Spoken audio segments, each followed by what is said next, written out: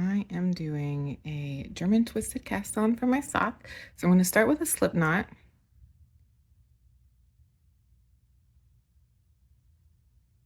And I've made about a length tail that is about the length of my arm plus half of my arm. So 1.5 lengths of my arm for that. And then this side is connected to my working yarn.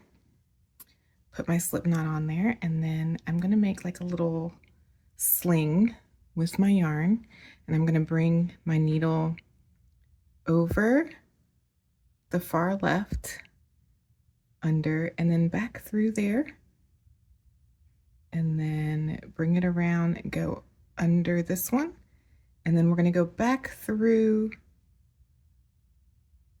that little loop that we made, and you can kind of pull that tight.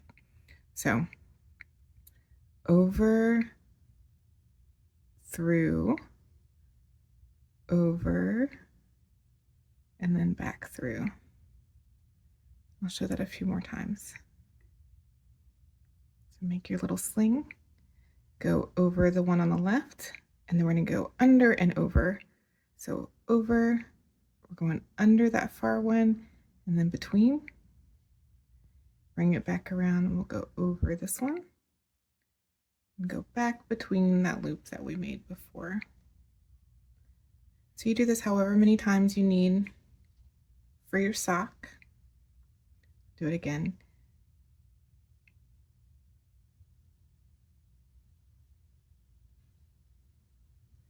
And it kind of gets more natural the more you practice it.